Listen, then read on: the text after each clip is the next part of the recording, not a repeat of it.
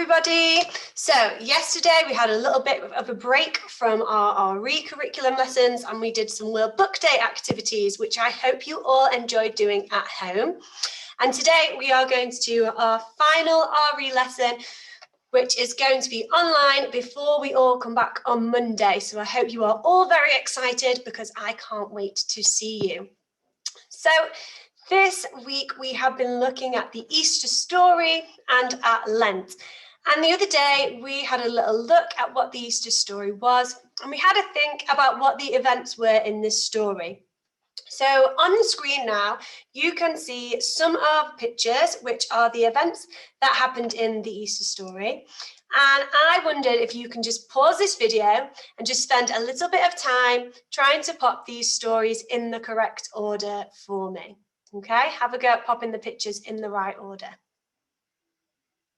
Fabulous. So you should have done that at home and talked through it. Now I'm going to go through it for you. So at the start of our story, we had Jesus who was riding through Jerusalem on a donkey, and he had palm leaves waved at him upon his arrival. As this was happening, there were some bad people, and they were paying his friend Judas, to betray him and to tell them where Jesus was.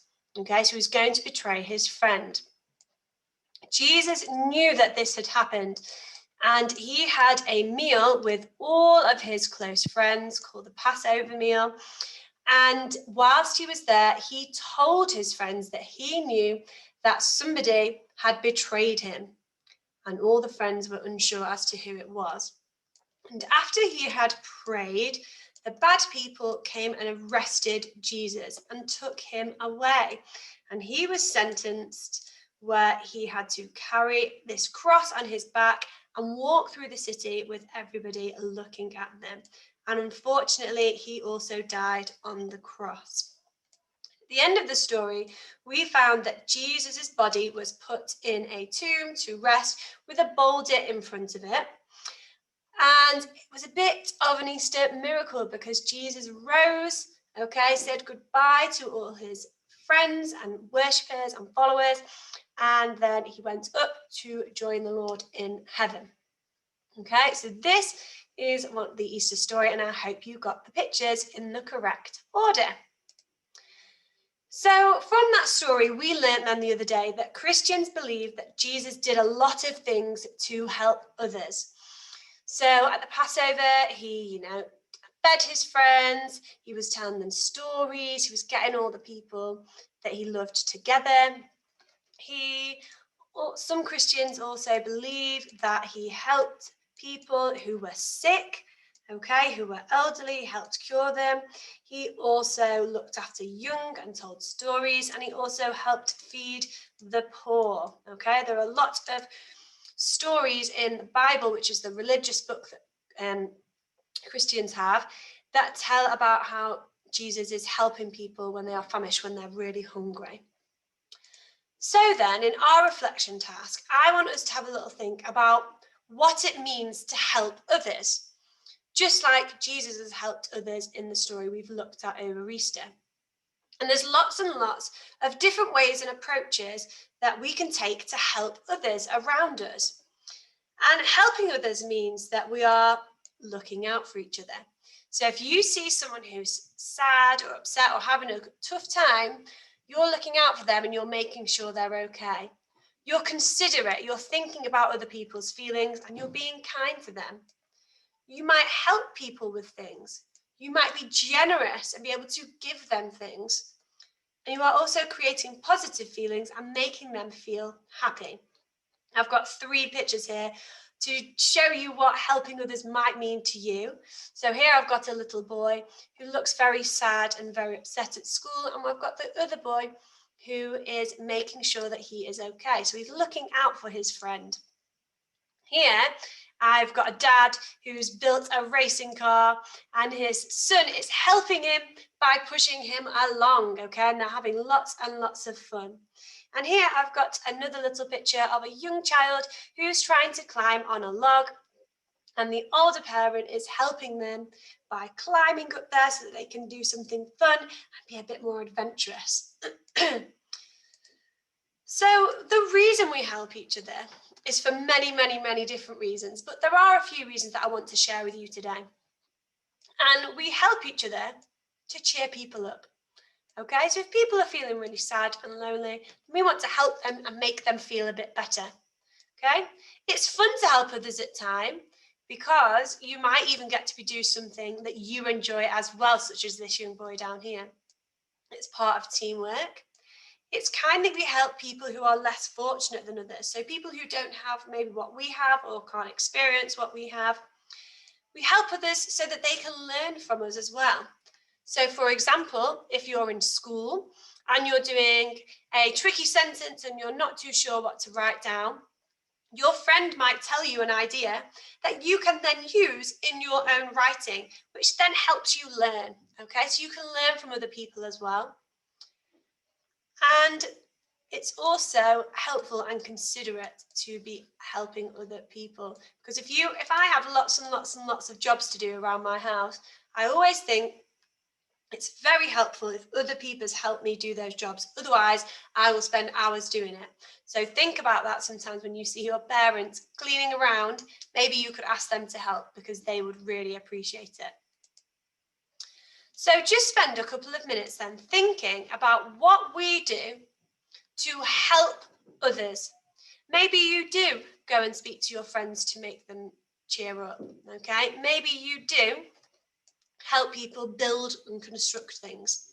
I've put some pictures here up on the board.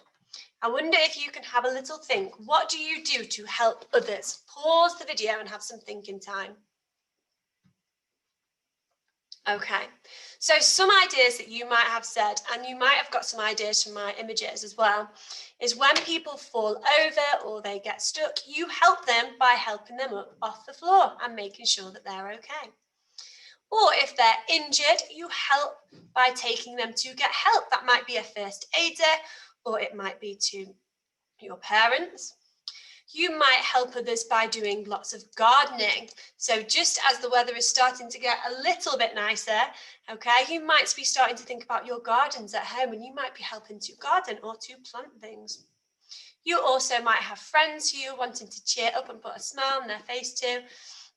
Or you might have elderly relatives. You might have grandparents who you live with, who you help do jobs for because they're older than you, so they find it more difficult. Okay, so there are several things that you could do to help others. And I want us now to have a little go at thinking about what the specific things are that you do that help others.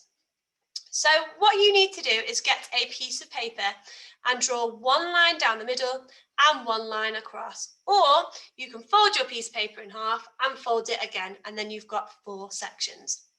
And I want you to have a little think about what the 4 most important things are that you do to help others. So just spend a minute thinking of 4 things that you do to help others.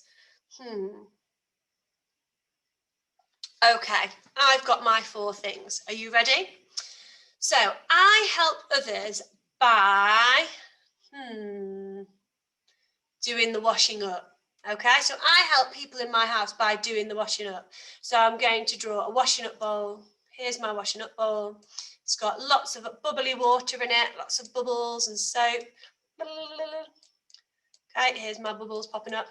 But also in there, there's obviously some dishes. I'm going to draw big piles of dishes.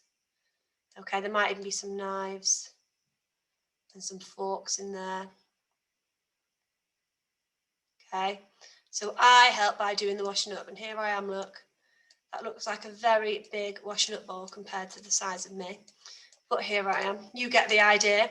Okay, so I do some great washing up, some good helping. What else do I do that is really helpful? Let me think. Other things that I do that are helpful. I sometimes help with tea. Yes, I help make tea. So I'm going to show, here is my kitchen counter and here I am again. I'm going to draw my lovely self. I'm sure you'll be able to do much better drawings than my stick people that I'm creating with my interesting straw looking hair. And I'm going to get my chopping board. Just realised my kitchen surface is a bit too high for me to be able to do my chopping on.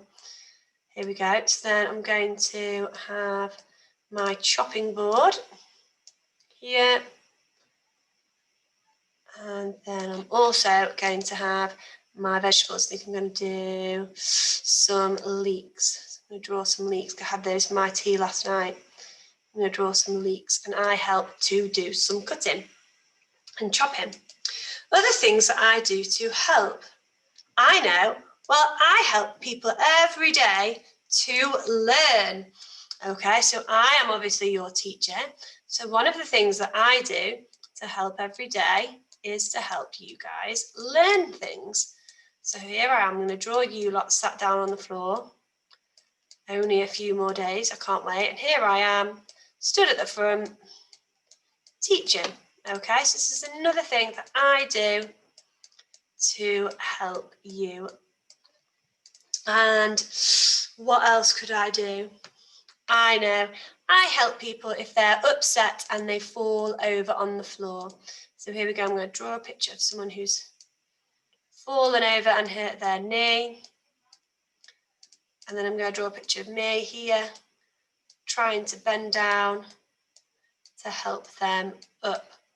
Okay, so here are a few ways that I help people. So let's recap over them again. My first one, number one, is I help do the washing up at home. Number two, I help with the cooking and chopping up the vegetables. Number three, I help by teaching all of you guys, so I help you all to learn. And here, I help people when they have fallen over and they're looking very sad. I help pick them back up.